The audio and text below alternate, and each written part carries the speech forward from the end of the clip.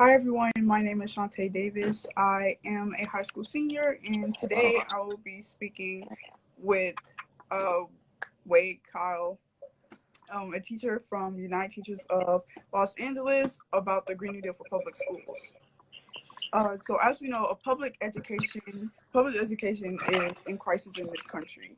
A chronic lack of investment has led to schools that are falling apart, class sizes that cannot be supported, and even no mental health support structures. Black and brown communities in particular are being failed by our leaders who would rather invest in school police than in teacher salary. The Green New Deal for public schools would be a revolution in the resources we put towards public education. The Green New Deal for public schools would invest in $1.3 trillion over 10 years, in public education, resulting in 1.3 million jobs a year and eliminating 78 million metric tons of carbon dioxide from the atmosphere. So some of the breakdown of the funding would be like $446 billion in climate capital facilities grants and $40 billion for a climate change resiliency program, $250 billion in resource block grants, $100 million in educational equity planning grants pilot program, and $695 million for Title A and IDEA, which is Individuals with Disabilities Education Act funding increase. So yeah, I'll pass it off to you, Wade, to introduce yourself to everyone that we have on live here. All right, well, good evening. Can you hear me well? Yes. Audio's good. All right, my name is Wade Kyle. I'm a teacher in Los Angeles. I teach with UTLA, and I've taught just about every grade level. I've been teaching for many years now. I've taught in elementary predominantly, and we've seen a lot in LA in terms of school funding, kind of a shift in school funding, which was more centered on families, and kind of shift over to a shift in funding, being centered on police funding. Yeah. And now recently, the defunding of the police. And so we've seen a lot of shifts in terms of the funding for the schools. And we're really looking forward to this Green New Deal to see a long-term look on how funding deeply vested in education of the public, how that can impact, our education over a long term, right? It's over 10 years. And so this funding is there for a long time. And so it's a, long investment in public education. Looking forward to see how that's going to roll out. Yes, I couldn't have summed it up better myself. And yeah, once again, thank you for speaking with me. So you kind of already leaned into some of our first questions about schools being underfunded. So how do you think the Green New Deal for public schools would help address decade-long disparities in school funding? I think the first part is the investment. First of all, when people say they want to invest in public education, my first question is, well, how much and how long? And so the huge investment of $1.4 trillion over a 10-year span, that is key to me. And that will help us truly understand what this investment means, because it's not just like a one hit or one drop in the bucket and then go back to the way things were. It's a 10-year investment. And so that, number one, will be huge on how it's going to impact public education. And then how it's trying to transform the infrastructure. We have a lot of buildings that need to be renovated. We're a very old school district. And so bringing in green money to help us retrofit the schools to try to make them more efficient, try to help out some of these schools that have been around with the piping being cleaned up, painting. We need green environment. A lot of these schools that are in the city also need their playgrounds redone. There's a lot of stuff that needs to be done with a school district that's old, and it needs to look better. And so some of that money with the healthy green retrofitting should be able to be allocated towards how the school looks, and providing kind of some of that money being sectioned off to local control. The schools can decide, what's best for them and how it's going to look. Yeah, of course. I love how you added specific examples, talking about the actual school infrastructure because like I know like a lot when we think about the schools, we think about the people inside the schools, and like the schools themselves also need retrofitting and renovation. So thank you for saying that. Right. With that, I'll bounce to teacher, student, and staff health. So as you know, older school buildings, as you mentioned, without robust maintenance are health threats to everyone working and learning there. You know, school communities have been exposed to asbestos, mold, dust, dirty water, you name it. So I would like to know, how would the Green New Deal for public schools transform school infrastructure, human infrastructure? And you, just to clarify, you want to talk about the buildings or the human aspect? The human aspect. And so the human aspect would be huge in that there's monies reserved specifically to fund staffing needs. And some of the staffing needs could be the school psychologists, counselors, paraprofessionals, and then learning specialists. And so again, with an old school district, there's kind of like an old formula that we've used over the decades to think about what do we need at school. But unfortunately, times change, people change, and needs change. And so we need staff that's, really grounded in technology. You and I talked earlier about how when I was younger, we didn't have to understand how to log in to Instagram. We didn't have to understand technology. And so now the people who are my age and are the teachers, we may not be exactly experts in those areas. And so we need staffing or staffers who are experts in that area to be able to to meet the needs of the students who are trying to learn, and they want to learn about technology. They want to have a YouTube channel. I've had kids in my class of 5th grade have a YouTube channel. And so they're like, Mr. Kyle, can you, get on my YouTube channel? And I'm like, you have a YouTube channel? like they're scratching my head. But in reality, you guys are learning new things. And it's a different learning environment, and you need educational specialists that help you be most efficient at that, to help you kind of gear that towards a career if that's what students want to do. You need schools that have the type of internet speed to support that, the type of technology that will support that. We got to educate parents.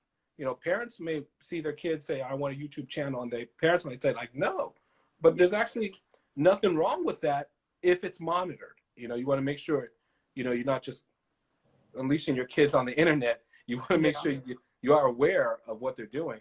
But yeah, there's nothing wrong with it. And parents need help with learning how to navigate the internet.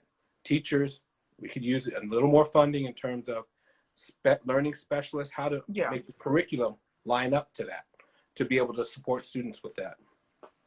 So this Green New Deal has, I think it's $250 billion in resource block grants, which allow us to get, learning specialists. There's after school programs involved in that, which for parents need after school programs. If you expect an adult to go to work from 8 to 5, well, who's going to pick up their kid at 3?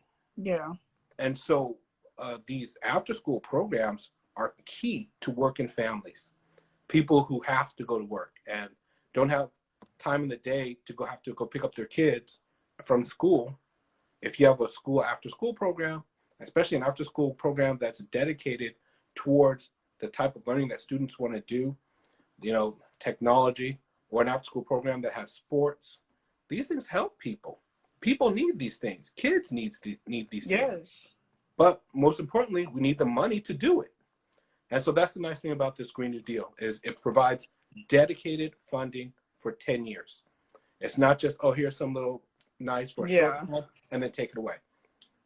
You can allow people to plan with that money, really make a long-term plan with people in terms of resources and also technology. So those things are important and need to be invested in for a long time. Yes, couldn't agree with you more. So you kind of already touched on this, but I was going to ask, how have you seen schools provide free services for community members? You kind of talked about like the after school programs. After school programs are key. They're vital. And in the past, I like I said, I've taught for a long time. And I've seen in the past, we've had more social services within the school being provided by the schools. We used to have like a eyeglasses program where Oh, they had, wow. yeah, eyeglasses for the kids at the school site. And families can come to the school, get glasses for their kids and their cousins. That had been taken away, Mm. and because of cuts within the budget. However, now we're coming back full circle. That's being reinvested in. And so through the Green New Deal, providing expanded social services, we can Yes. now possibly help families do that. There's other social services that are needed at the school site. You know, when we talk about after school programs, a lot of those provide an extra lunch. So Yeah. families don't got to come out of pocket. You know, your kids are being fed at school for lunch, and then Mm-hmm. after school, an extra snack before they come home. That means the families aren't have to pay for that also. And in the past, a lot of families really depended on that, especially as poverty increases. Yeah. The more money you save by having your kids eat at school, the more money that you can then put towards the rent. And so it is helpful to be able to feed families at school so that way they can save the money for something else that they need, you know, later. Yeah. So that's one way that, you know, you can really expand social services at school and meet the needs of the community. And when the community is vested into the school should be vested into the community. And it's like a kind of an exchange. We provide what they need, they provide what we need in terms of students and parents. We desperately need parent involvement. And so when we have options for parents, parents then are then dedicated back to the school. I've seen schools that provide after school classes for parents Yes. that want to do like constitution classes for parents that are trying to get their visa. Like there are classes that we could provide at school sites that help parents get another certificate, get their high school diploma, get into school for community college. There are programs that schools can provide after school. We have buildings, we have teachers. Why not pay people to be there to support the community? Wow. That's a great question. That's literally a And great question. hopefully, through these resource block grants, that it'll give the schools the power to provide that for the community. I've seen it work at other schools. They had a very strong immigration program at the school site on Saturdays. They just needed to get the janitor to open up the building. It had been running for years, you know, and Wow. then eventually they actually cut it, but Mm-hmm. it was successful for many years to help people get their visas. And so Yeah. there Yeah. are opportunities. Yeah. Yeah. Just I like would flexible. speak personally. Over the pandemic, my school district provided free breakfast and lunch to people because a lot of the people in my district are low income students, also black and brown. So we were able to get free lunch, and then we also have free breakfast. And as of this year, everyone has free lunch. So yeah, definitely thinking about like those social services and how schools can serve as community centers. Yes, definitely. And you know, when we have those schools servicing the community, this community appreciates it, and it really helps us being at the school site in terms of being consistent with our numbers of students. Some years we've had fluctuations in our students' numbers because I live in LA. LA is Mm-hmm. expensive. As the rent goes up, people start leaving LA because Mm-hmm. sometimes it's too expensive to stay in LA. So when you can get families or help families save money by feeding them, by providing, giving them opportunities to get certificates or move up at the job site, it pays dividends back to the school site. And it shows that we are vested in the community. And in return, the community generally comes back to us. They're always appreciative. We're appreciative of them and their support because we do need parent investment in the school sites. Yes, schools are inextricably linked to community. Oh, Key definitely. takeaway. Especially public education, because not Yes. everybody can go to schools down the street or schools where the the commitments of the school are too high or they set the bar too high for the families to get in. Mm-hmm. We need public education for everybody. As long as you want your kid there, you should be able to go there. Yes. Amen to that. Yeah. Um, yeah, I guess I'll move on to my next question, which is What changes need to be made to public education to ensure equitable access? So to ensure equitable access would be, providing more access to those groups which have been traditionally kind of overlooked or undervalued. Yes. And so in my opinion, you would prioritize those people in the budget. So Yes. I'm about like follow the money. Yes. Put Put the your word money out there. where Yeah, your we mouth value is. you. Right. We value you. Okay, well, where's the money to back that up? So that way we can help these people get in. And so with this Green New Deal, they have priority budgeting, which allows for people who are dealing with home challenges, who don't have secured housing. We can also look at our indigenous groups, our BIPOC population, people who have been experiencing poverty for a long time. These groups are now prioritized within the budget, so that way we can provide them with the services they need to provide education for the K through 12. I mean, we don't want just, like I said, a drop in the hat. We want education for a long time. Yes. And we need to be able to have these services at the school site for a long time.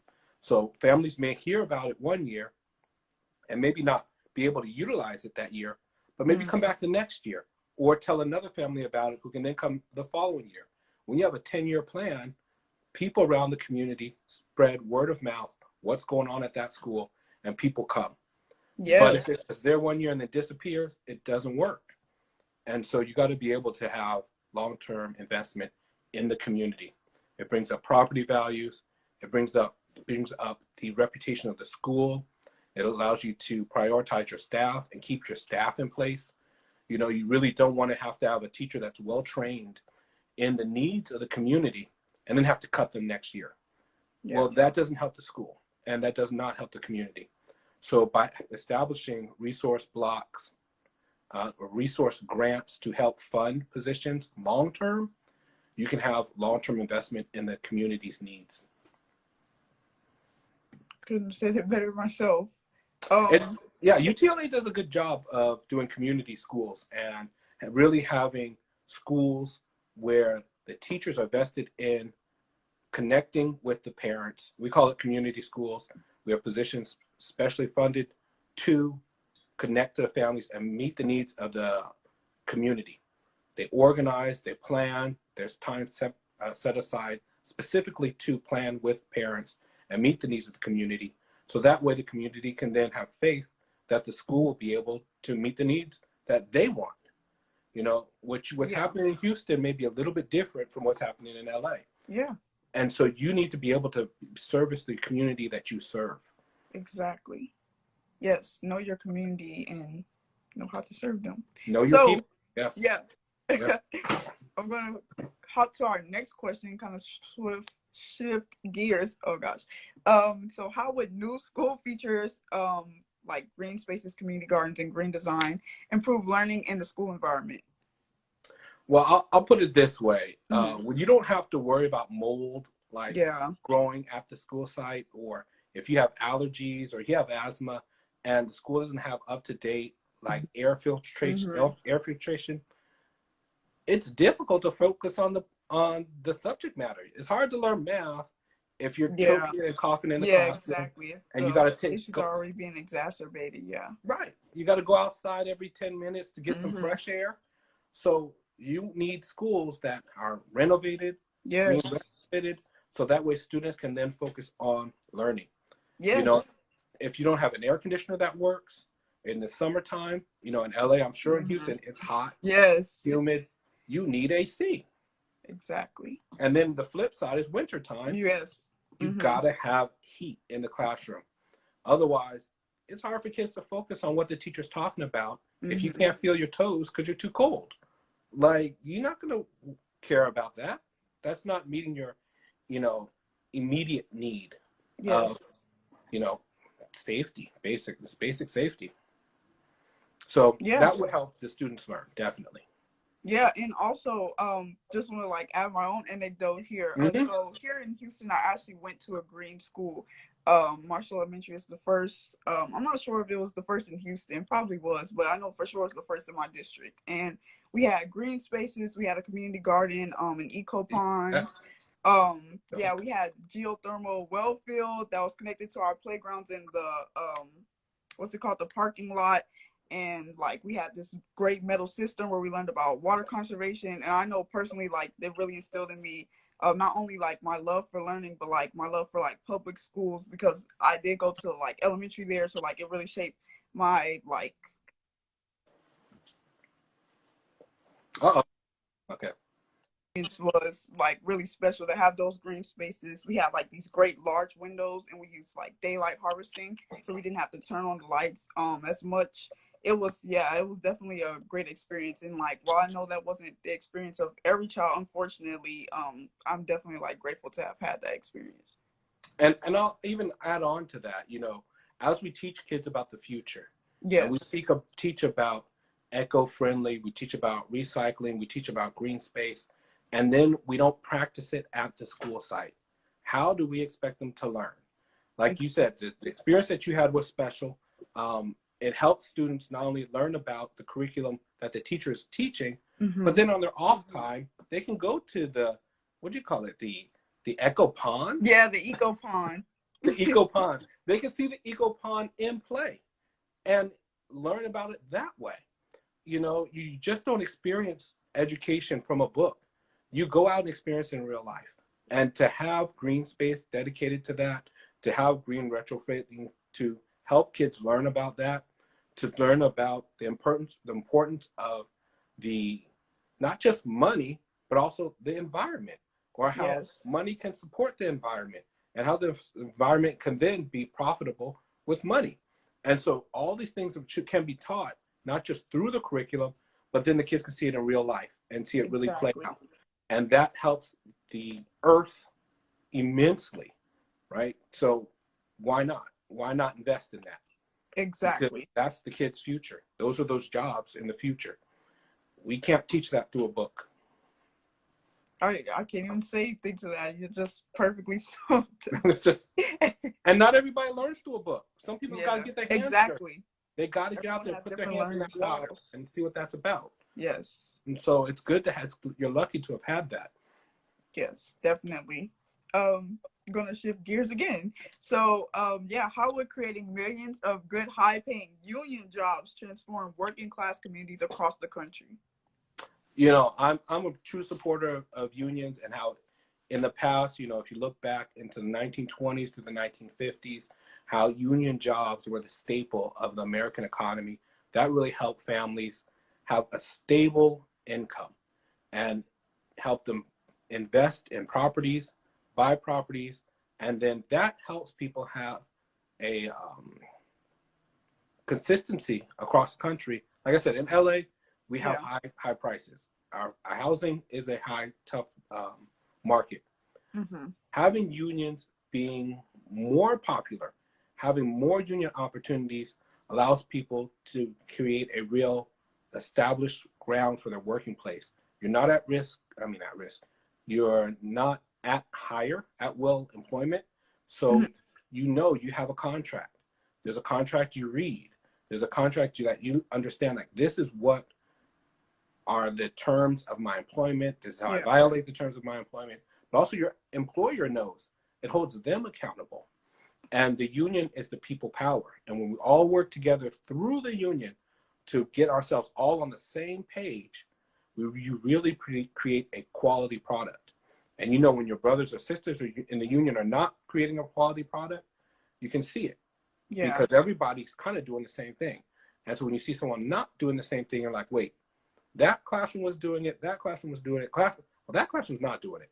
Well, creating unionism does help everybody. And it helps bring the bottom up. Yes. And it also helps create stability at the house in terms of being able to pay the rents. And then it also contributes to the economy in that people are able to keep jobs. Because that's what we need. We need jobs. And we need to be there for the future. So it helps across the country. Well put. So I have two last questions for you. So the first one is, what changes need to be made to address the current deficiencies in our public education system? Correct. If you could name like two off the top of your head. Off the top of my head, current deficiencies within the public education system. I think one is, I come from a very large public school, or unified public school, so it's really slow to adjust to the needs of the community. And so where, for example, I've kind of touched upon it before, people are moving in and out of LA in a real speed. You know, one week people could be there, next week they could be in another state or another city. But the school provides funding for the student to be there every day. And it's kind of hard for the school system to keep up with that. Yeah. And so there will be, the family will be there and the family will be gone. All of a sudden there's a gap in funding for the school. Yeah. And so all of a sudden it's like, well, wait a minute, families have moved. And I don't know if the census had changed. It's a 10-year projection on the census.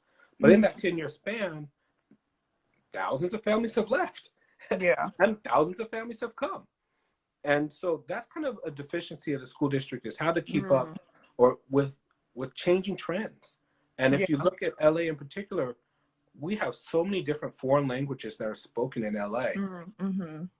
Yet it's difficult to provide translators in LA in every language. We have some of the larger languages. We have translators, but we don't have some of the indigenous language translators. We don't have some of, like, I don't know, I think we also have Spanish, we have Russian, we have Korean. I don't think we have Japanese. Like there's different changes in demographics of the city that the district is hard to change to meet those needs of those families. Yeah. Because it's kind of set in place. And so, you know, one of the things is to be able to have flexibility within the budget to meet the needs of those families. And really, if one of the keys is having what we call local school governance, where the school has parent engagement, parent input, along with teacher input, and then staff input at a school site, to say, hey, look, you know, next year it looks like we're going to have, you know, 40 families who are going to be speaking Filipino or Tagalog. We're going to probably need to hire a Filipino translator at some point. Yeah. And so you got to be able to meet the needs of this community. Yes. And that is one of the challenges. It is. It's hard, though, at the same time to do. But it is something that is needed. And flexibility is one of the changes that needs to be made within the school. How to be more flexible. And having, you know, these flexible resource block grants, I believe it's what it's called, does allow for a little bit of flexibility. And so that's one of the needs. I think one of the other things in LA is we have a large amount of poverty, where it's over the years, it's slowly been increasing. And so the needs of the schools, because originally, you know, homelessness was just that person on the street, but now it's that family on the street. And those kids need to be in school. And so how do you send a report card to somebody's house that doesn't have an address? How are you supposed to do home visits? Like, there are a lot of changes over time that needed to be addressed in terms of looking at how the community has changed. Well, how do you meet those needs? And so flexibility, if you can get more flexibility into the school budget and how the school governance itself, that is how you meet the needs of the community, and changes that need to be made within the LAUSD. Just a little more flexibility, I would call it. Wow. It's a challenge. The spokesperson at this point. It's a challenge. Yeah. You know? Wow. Yeah. And when you have, you know, teachers that are vested, I mean, it's not, you know, it's not like I know all the answers. It's when you're talking to the families, and that's something that UTLA does a really good job about, is connecting to families. That's where you find out where the real need is of the community.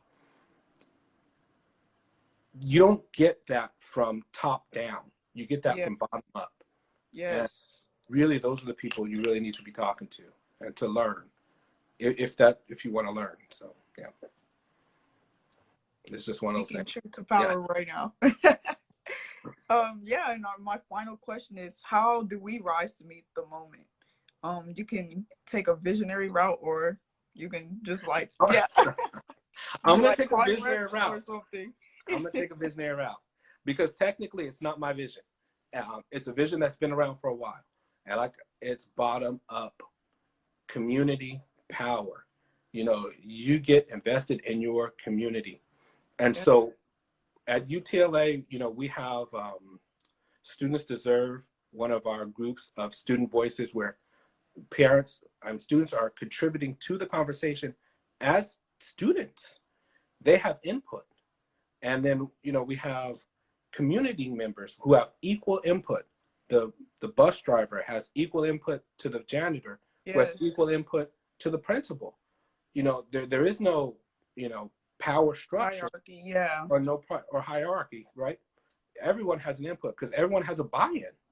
The bus Exactly. driver has just as much information about how those people are living down the street as the principal at the school, because the Yep. bus driver is at that house and they know. Exactly. And so that's one of the ways to really be like, what do we do now? You get invested in the community locally and try to get your voice out there, try to listen to the people. And then you use that voice to then pressure your local politicians Yeah. and say, this is what's going on. And I'm not one to really say, you know, you know, I'm not an advocate for violence in the street or anything like that. You just say, look, this is what's going on. This is what people need. We need cleaner drinking water. Like we Yes. need, We you need. know, Yes. cleaner air conditioning ducts at the school. All the kids have asthma. Like, what's with that?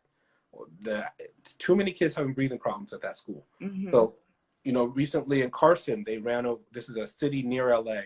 Yeah. They needed to clean these. I believe it's the sewer duct.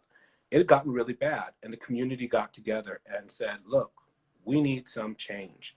We need to take care of this smell." And it got over the national news, but it Yeah. took community input. And so that's one of the things that people can do now. Get active. I don't care what organization it is you are active with, Yes. but get active. And then you'll find out what you like and what you don't like. What you know, whether it's the Democratic Party, whether it's DSA, whether it's, you know, the Sunrise Movement, whatever group you want to get in on a group. And then you'll see, well, okay, this is what's going on within the group. This is how I can get my voice out and make sure that I'm representing the people I represent. Yeah. Right. Yeah. Yeah. I guess I can kind of answer the question too. I'll speak to my fellow high schoolers and school students out there, but you're not too small to make a change. Like Wade said, like, you know, we have these computers handy. Type in, find like a group or a movement or organization, whatever, or even get a group of your friends to come together. And yeah, you can rally for Green New Deal for public schools. You can write letters to your representatives. You can call your reps. You can even like talk to your teachers, get the conversation going at your school, talking about Green New Deal for public schools, or just like envision how you think your school could be better, and how you think we could show up for our teachers, how they could show up for us, and how the community and schools can grow as a whole. Oh yeah, writing letters is key because it's hard to say you didn't get a letter. Yeah. If you write a letter and you mail the letter, a lot of times politicians save that letter. They may not always agree with what you have to say, but it's there in writing of what you said. They can't say I didn't hear it. They can't say I didn't see it. It's there. And one of the things that everybody hates, which I'm going to say, you just got to be patient and be persistent. Don't give up. Don't let them tell you no. Be like, no, I'm gonna send another letter. I'm gonna get my friend to write a letter. I'm gonna get my friend's mom to write a letter. Yes, apply that keep pressure. on moving. Right, apply that pressure. Just keep on moving. And you know, it won't always go your way, but eventually you'll get some wins. Yes. And that is helpful. And in my opinion, it doesn't just help you, it helps everybody. Because you don't represent yourself. You represent, and you may not know it, other people are in the same situation. They may not say it, but they're in the same situation, experiencing the same thing. If you see that problem, that means there is a problem. And other people just need to see it too. So, yes. You know, it's a lot going on. It's a lot going on. No doubt. I love your activism as like I said, as a high school student, to be out there being proactive, look into the future, you know, looking at what you want out of your life and understand. It may not be like we were talking before. And when I was young, it'd be you talk to your neighbor. But now with the technology, you could be talking to the university professor on, you know, IG. You can talk to anybody at any time. Get any advice you need to get what you want. Because with technology, it's out there. You can get it. You can have it. So Exactly. yeah, it's pretty amazing. Yeah, it's exciting. It's amazing. It's a different world, you know. Yes, use the tech to your advantage. Use it. Use it. Yes. I'll say one more thing. I had a 5th grade class, and I had the kid teaching me how to use Zoom. He's telling me, no, you could do this. And I set up the Zoom. I set up the Zoom. And he's like, oh, no. And then his brother had a Zoom in his class, and he learned from his brother. And so he just told me, this is what you can do with the Zoom to expand the Zoom, make it even better. And like, you are never too young. Yes. Your teacher may think they know it. You do got to come, like, I'm always saying, come to your teachers with respect, but you may know it better than your teacher sometime. And the way is this is what you can do with it, because young people, you have knowledge.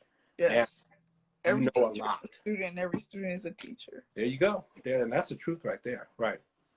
Don't matter how old you are. It's just about how you bring it. You know. Yes. You know, come with respect. So. Well, thank you, Wade, so much for joining me. This is a great conversation about Green New Deal for public schools. I'm so pumped, and I'm ready to go fight for this legislation. And that's right.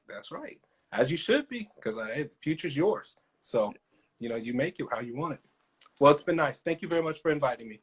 And, of course. We're looking forward to following you guys later. Have a good one. Take care.